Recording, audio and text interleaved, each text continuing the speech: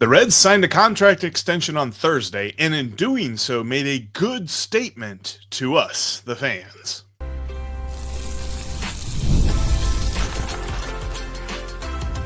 You are Locked On Reds, your daily Cincinnati Reds podcast, part of the Locked On Podcast Network, your team every day.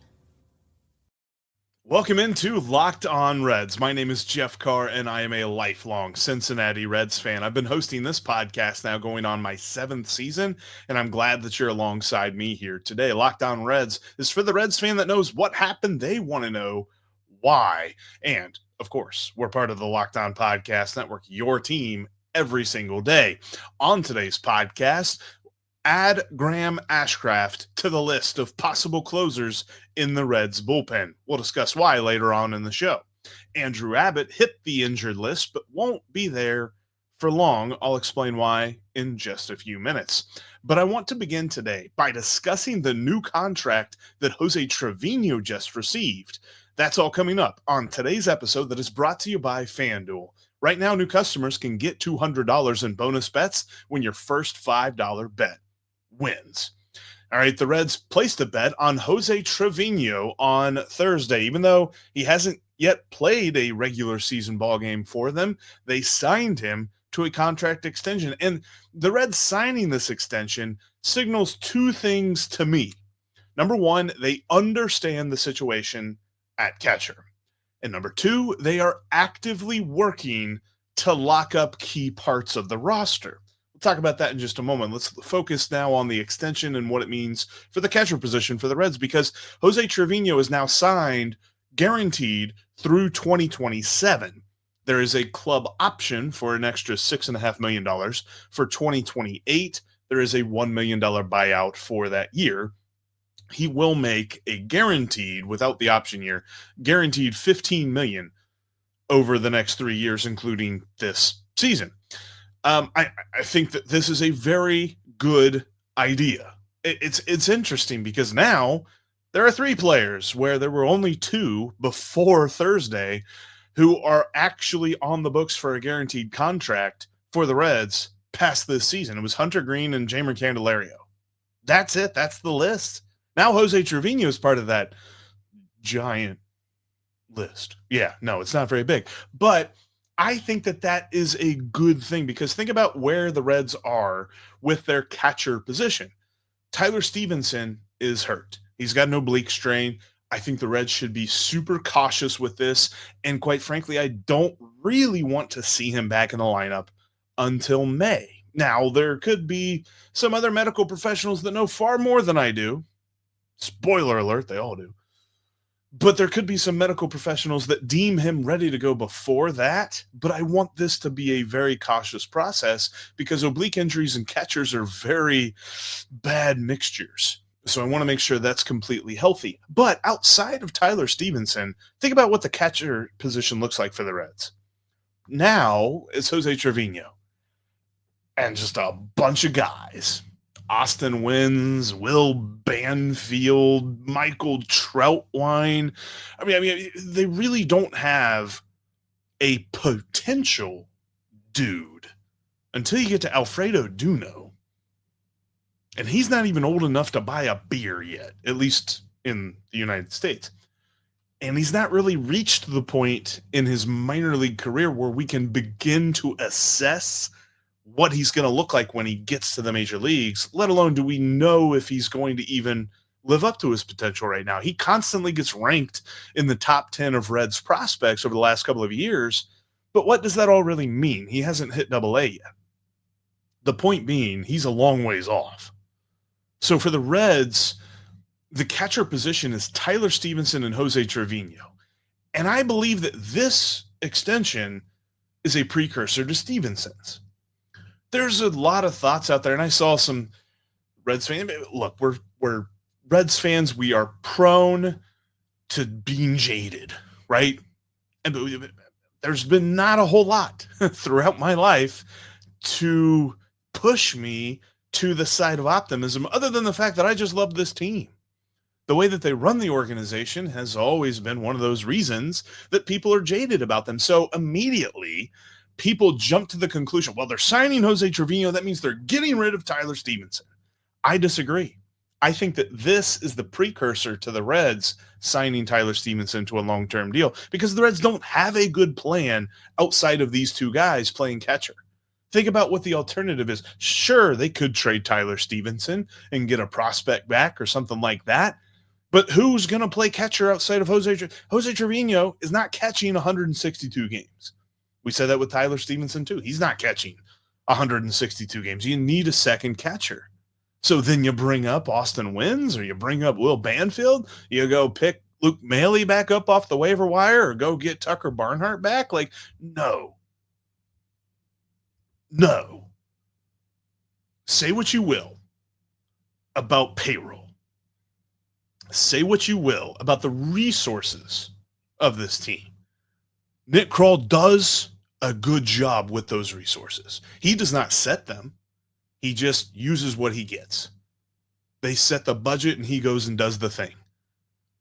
We wanted the big bopper in the middle of the order that plays in the outfield, but I think that Nick Krall did a pretty solid job without having gotten that one thing. Did he go out and he get the one thing from the store that we wanted? No, but he came back with a lot of other things that make a lot of sense. And I think that there's going to be some cases made by some players who are healthy to be the big bopper in the middle of the order, and then we'll see what the outfield looks like. But I firmly believe that this is a good sign. I'm not looking at this from the negative here. We could discuss that at a later date. I know that Steve texted me, and he'll be back on Monday. He's had a crazy work schedule as he is getting ready to travel here for opening day. But he texted me whenever the news went down, and he's just like, this feels like they're getting ready to trade Tyler Stephenson. I disagree. I think the Reds understand their situation at catcher, but I also think that this is a good sign for them working on other extensions. Because José Treviño is not the first guy that you're talking to.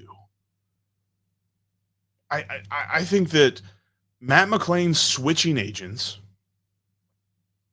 I think certain reports of guys like Nick Lodolo having received offers in the past, but not having any offers that kind of were upped from that point. There are different reports of guys who are talking with them about long-term extensions. I think that there are some extensions currently on the table that are being discussed with multiple guys. I think Matt McLain is a good one. And now you're going to say, but Jeff, he hadn't even played a full season yet. But I think that's the reason you do it now. He feels like a dude that's going to be real talented for a long time. He feels like a dude, as, some baseball scouts would say. Is he a dude? Matt McLain's a dude. But that means that his price point is only going to get higher from here. Just like we discussed with Elly De La Cruz. Scott Boras isn't going to negotiate an Elly De La Cruz extension right now because he's going to be worth more next year. And then he's going to be worth even more the following year. And he's going to just exponentially grow his personal value to the point that whatever the Reds sign with him right now would be a disservice to the player and his earning potential in a couple of years. Scott Boras is taking Elly De La Cruz to free agency. Because obviously, when we're talking about contract extensions, he should be first, he should be second, he should be the first 10 conversations that Nick Krall has. But every single one of those are going to end the same. Scott Boras is going to say he's going to be worth more next year, and he's not going to sign anything. But that's why I find it interesting that Matt McLain switched away from Scott Boras to the Vayner Sports agency. I don't think that he switched to them because they're like pushovers and they're going to give him a bad deal, but I think that he wants to talk to the Reds about hanging around here. And I think now would be a good time to do that. But I find all of this encouraging because of the José Treviño extension. He's not the first guy that they're talking to. Like, we're on different bandwidths.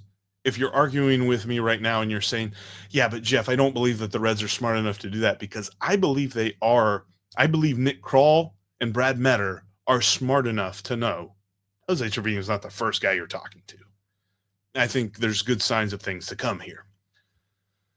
But he wasn't the only news. Thursday was chock full of news, man. Andrew Abbott hit the IL on Thursday, but I don't expect it to be a long stint. I'll tell you why coming up next.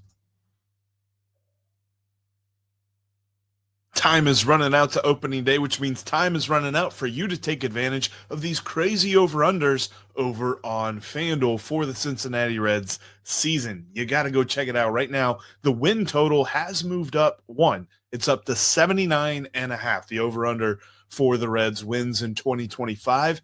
I'm still smashing that over. I just cannot see, unless knock on wood, unless a bunch of stuff happens, I don't see them being an under 500 ball club under Terry Francona. And I think that they're going to smash that over a 79.5.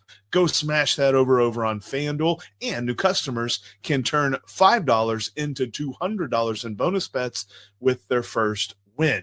That's FanDuel.com. They are the official sportsbook of Locked On. And the best way for you to get down to the ballpark, if you're looking at opening day tickets, if you're looking at kids opening day tickets, if you're looking at game 50 tickets, they're all on Game Time, and they've got some fantastic deals. I actually used Game Time. I'm getting ready to go to San Francisco. I'm going to follow the Reds to San Francisco here at the beginning of April, and I got some great deals with some great views on Game Time. It's going to be my first time going to the stadium as well over there, the Oracle Park there for the Giants. So I saw exactly what the view from my seat's going to look like, because Game Time makes it so easy to go to a new place. Or if you just want to go down to Great American one more time, find yourself a good deal, because the closer we get the first pitch, the better the deal gets. And if you're brand new to Game Time, you can create an account and use the promo code LOCKEDONMLB to save $20 off your first purchase. So you'll save even more off their already great deals. That's Game Time. They got the last minute tickets at the lowest price, guaranteed. Thanks as always for making us your first listen every single day. And shout out to our everydayers out there. You are amazing. If you're not an everydayer, hit that subscribe button, because we're going to be with you every single day all throughout the season, talking Cincinnati Reds baseball, at least 30 minutes a day. If there's a lot going on, we might have more than one episode a day. And next week is chock full of content. So much going on. We're going to have Tim Daniel on celebrating the new Locked On Reds postcast that will begin this season, beginning on opening day with Tim Daniel. He's going to be on the show, looking to get Tom Nichols on the show to set us up for the Reds against the Reds prospects game up at Dayton Dragons Ballpark. That game is on Tuesday. I'm actually going to be up there for that, so I'm hoping to get a bunch of content from there. And obviously, opening day, we're going to get you all set up, talking with the Giants host, Locked On Giants host Ben Kaspick, getting us ready for the series.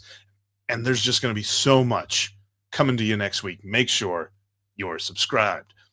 But you know what? So much happened on Thursday. We talked about the José Treviño extension, but the other big news, and I juggled, I think 1A, 1B, hard to tell which one is more important. But I think that this one being a little bit less of a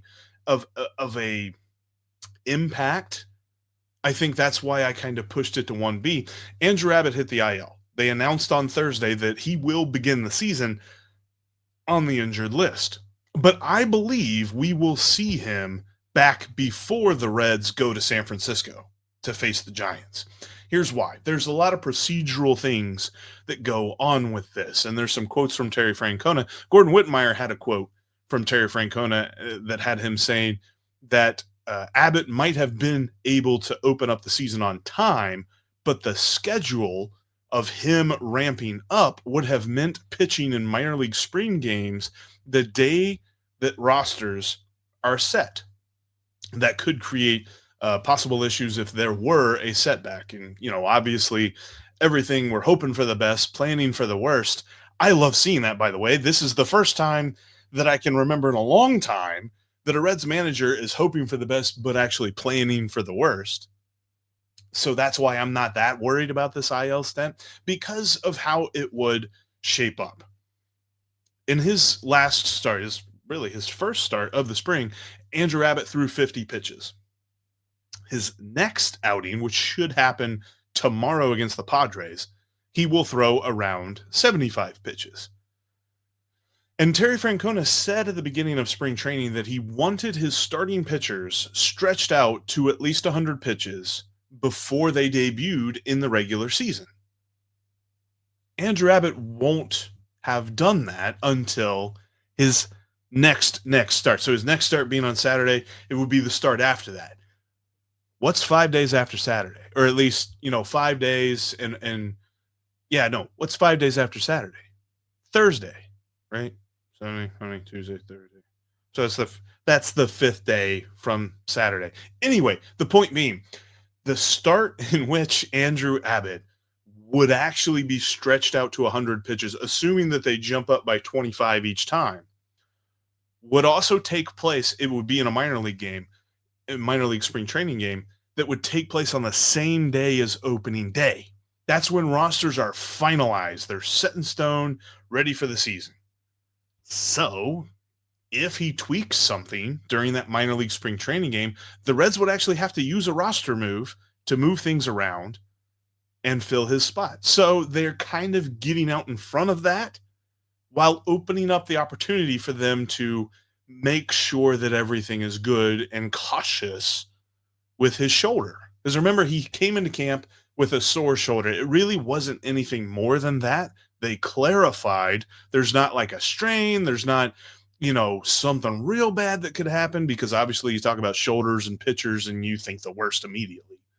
But it's just shoulder soreness, and they slow played his spring training because of that.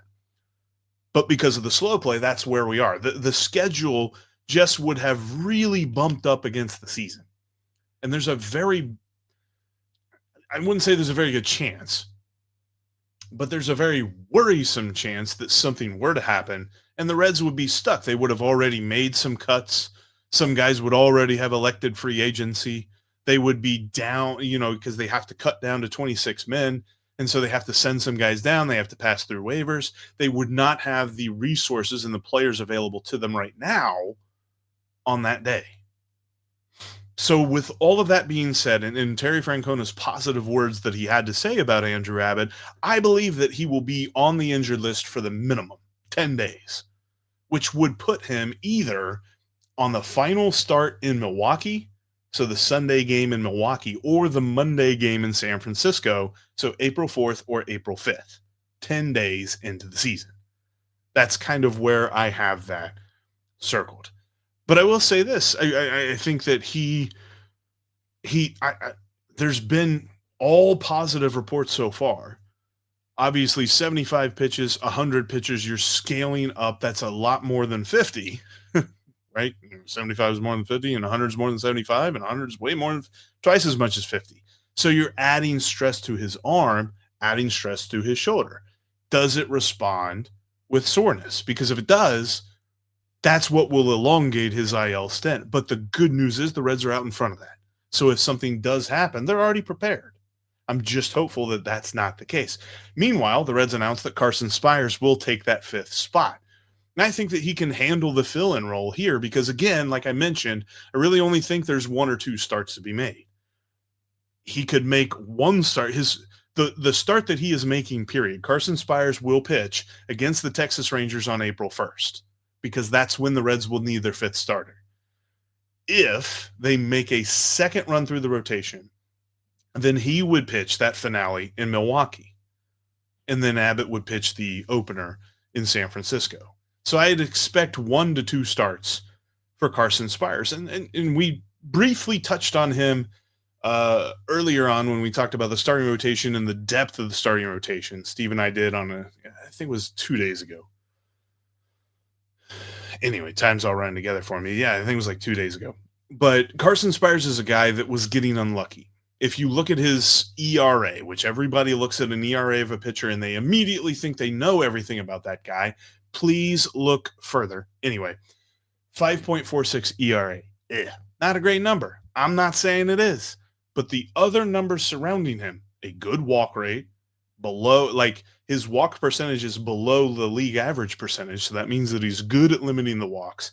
And the fact that the batting average on balls in play against him was 40 points higher than league average, things were going to start turning for him if he continued to get more reps last season. and he's got a 5-pitch mix. Like I believe that there is something for Carson Spires here. If it's these couple of fill-in starts and then he becomes that Nick Martinez role in the bullpen, there's definitely something for him with the Reds in the major leagues this year. But I think that they can weather the quick storm that this will be, because I believe that Andrew Abbott will face the minimum amount of time on the injured list, and we'll see him back in San Francisco. Speaking of the bullpen, though, Graham Ashcraft has taken his first step into a larger world of possibly being the Cincinnati Reds closer. The NCAA tournament is here, and so is the Bracket Breakdown. Locked On Podcast Network and Amazon Fire TV channels are teaming up to deliver NCAA tournament coverage like never before. Watch studio shows featuring former players and Locked On's local experts as they guide you through every upset, buzzer beater, and bracket matchup. Stream it all for free on Amazon Fire TV channel. Search Bracket Breakdown to see it all for free. It's your team every day.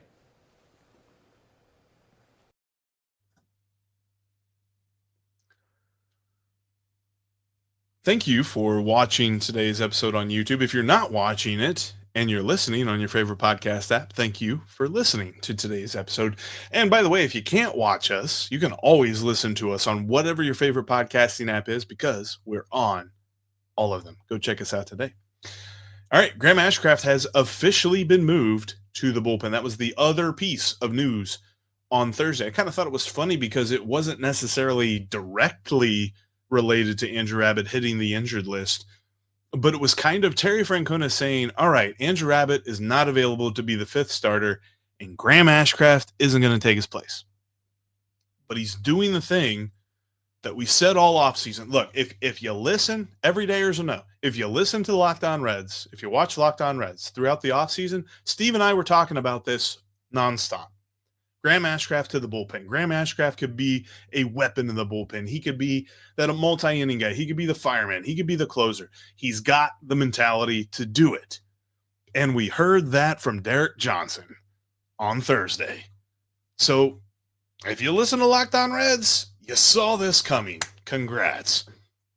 If this is your first time and you're just hearing us now, what took you so long? Anyway, Graham Ashcraft actually likes this. And this was one of the first things I talked about with a couple of friends of mine about this decision for the Reds is like, is Graham Ashcraft going to accept this? Graham Ashcraft immediately put that to bed. He said, quote, at the end of the day, if I'm in the bullpen, that's where I want to be. But you've also got to earn that spot. That's the biggest thing. And he's had a rough spring. And I think that a lot of, I mean, if you've watched him pitch this spring, it's not lost on you that you are not seeing a starting pitcher. And you're seeing a guy that you're kind of worried about. But it was like immediately they make this announcement. He moves to the bullpen. He pitches against the Royals in yesterday's spring training game. Weird spring training loss. Again, if you're worried about that loss, let me encourage you. The pitcher that gave up the runs to the Royals that ultimately decided the game, his name is John Murphy. That's the first time I've heard that name. Anyway, just wanted to, I digress on that, because in that game, Graham Ashcraft pitched. He threw 3 innings of beautiful baseball, a couple of base runners allowed, but he got a ground ball to get out of a jam, and he had a couple of strikeouts. He is going to be nails. And he responded, well, this was the same day that he was told, you're going to the bullpen. They bring him out of the bullpen in the spring game, and he pitches well. I think it's intriguing because we have talked a lot about, what could his role be in this bullpen. And Graham Ashcraft even had a thought on that. He said, I would think, this is a quote from him, he said, I would think if they're moving me to the bullpen, it's not just to fill any old role. They got a plan. And I find this intriguing because Gordon Wittenmeyer kind of pushed on this and talked to Derek Johnson a lot, and Derek Johnson had some things to say. He said, Derek Johnson, on the idea of Graham Ashcraft competing to be a closer, Derek Johnson said, quote, we've all kind of teetered on that idea and what it would look like. Obviously, we haven't seen it, so we don't know, but he could be kind of that really nice piece in the bullpen that we didn't have to go out and acquire. It's a homegrown guy that has got a really good arm and the kind of disposition that it takes to pitch in a late inning role. What do we always say? What do Reds fans love, whether good or bad or indifferent, about Graham Ashcraft? He's got that bulldog mentality. What do you want in a closer? A bulldog mentality. Dude's built to be a closer. Dude's built to be that guy that when everything is going crazy and you need somebody to shut down an opposing lineup, bring in Graham Ashcraft. Would really love to be saying that. I think at some point this season, we're going to be saying that. I don't know how quickly into it. Still got to wrap my mind around the fact that the Reds actually did something that we've been talking about all offseason, but I love this decision. And Derek Johnson continued to kind of work through this idea and why Graham Ashcraft is out there and could be competing for a closer role. Derek Johnson said this, quote, "Things happen through the course of the year. Things happen year to year. You might have to develop yourself a little bit as a reliever, but it's not bad when you have 2 or 3 guys that you could look to and go, he's actually our closer." That's one of my favorite things about this Reds bullpen. They've got so much experience at closer. And yeah, there was a little bit of, this article that Gordon Whitmire had talking about Graham Ashcraft being moved to the bullpen. There was an element of it that was also, okay, where's Alexis Díaz at? There's a chance that Alexis Díaz starts the year in AAA. And I hate saying that. I'd be shocked if it happens still. But Terry Francona was not Terry Francona did not say, I've already penciled him into this bullpen. Terry Francona was saying things like, yeah, there's still some things he needs to do. And just between you and me, there's really not that many games to figure that out. They got a couple today, split squad. Obviously, Alexis Díaz, if he pitches, will only pitch in one. He's got one on Saturday. He's got one on Sunday. He's got one in Dayton on Tuesday. That's it. So hopefully, in this short amount of time, he can show whatever it is Terry Francona needs to see from him, because he hasn't shown it yet. And if you haven't shown it yet, that's bad news. And with Graham Ashcraft moving to the bullpen now, you've got the talented guy that could be a closer. You've got the experienced guys in Scott Barlow, Taylor Rogers, and Emilio Pagan, who have all done it. And you've got another talented guy that some people are talking about a potential closer in Tony Santillan. There's so many moving parts here that Alexis Díaz needs to make sure that he doesn't get left behind, because Graham Ashcraft is now in the bullpen. It's not a theory anymore. It's not the Reds, they could really do something here. They're doing it. So we'll see if Graham Ashcraft can step up, and we'll see if Alexis Díaz can step up too. Real quick, before we get out of here, 6 days away, less than a week to opening day. Let's go. Don't get caught in the trap that I'm getting caught in, where you keep looking at the forecast every day. It changes a lot. Like 2 days ago, it said it was supposed to be 40 and snowy. And then yesterday, it said it was supposed to be 62 and partly cloudy. So yeah, Ohio, right? But 6 days away, best number 6 in Reds history. Boy, that's a big question. We talked about how nebulous that is of an answer for number 7. Even more so for number 6, because there's definitely a couple schools of competing thought here. There's only one Cincinnati Red that amassed more wins, or 10 or more wins above replacement, while wearing the number 6 as a Red. And I bet you didn't guess Ed Bailey. Catcher from the 50s. He was here until 1961. He was part of the 1956 Cincinnati Reds, who won 91 games and finished third in the National League, so they didn't go to the playoffs, because back then it was just the top 2 teams in the National League. I mean, you talk about a tough crowd. You win 91 ball games, don't go to the playoffs. Boy, that team would have been in the playoffs now for sure. But Ed Bailey was a catcher. He was actually the second best player on that team. Frank Robinson was the first. That was Frank Robinson's Rookie of the Year campaign. But Ed Bailey had like 4.6 WAR that season. He had an OPS plus of 144 in that 1 year as a catcher in the 50s. He hit 28 home runs in 1956. So he actually had a really solid year at the bat. We're not talking about one of those weird like eras discussions here. Like it was just a really good year. And he had a solid career as a Red from 53 to 61. But then you put that up against a little bit more modern day player, but he only played one season as a Red, Ron Gant. 1995, obviously, big time year for him, all-star. Finished 11th in the MVP voting I saw on Baseball Reference, probably should have been higher. Of course, he hit the big time home run, as my friend Dave would say. You've definitely got to mention the home run off of Hideo Nomo in the NLDS in 1995. So Ron Gant is definitely up for discussion here. And the reason it's between a guy who caught in the 50s and a guy who played one season is because the other guys on the list are interesting. Billy Hamilton, Drew Stubbs, Jonathan India. These are the guys we're talking about. Like, if you go by the discussion of, okay, playing here for multiple years, how much WAR did they have? Billy Hamilton had 8.7 WAR as a Red. Drew Stubbs had 8 WAR. Jonathan India had 6.7. We're really not talking about inspiring numbers here. So I kind of lean toward Ed Bailey, but also the success that Ron Gant brought. Quite frankly, I think it's 6 one, half dozen another. I'm going to pick Ed Bailey. He was a part of a team that does not get enough credit because they didn't make the playoffs, but a 91-win ball club for the Reds in 1956.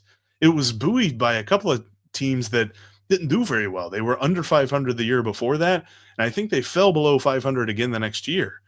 But they did not make the playoffs after winning 91 games. I'm going to give Ed Bailey best number 6 in Reds history. And that is where we will end today's podcast. Thank you so much for joining us. Like I mentioned, so much content coming up next week. Make sure that you're subscribed, become an everyday, or make us your first listen every single day. So much stuff coming for you, getting you ready for opening day. Tom Nichols getting us set for the game up in Dayton.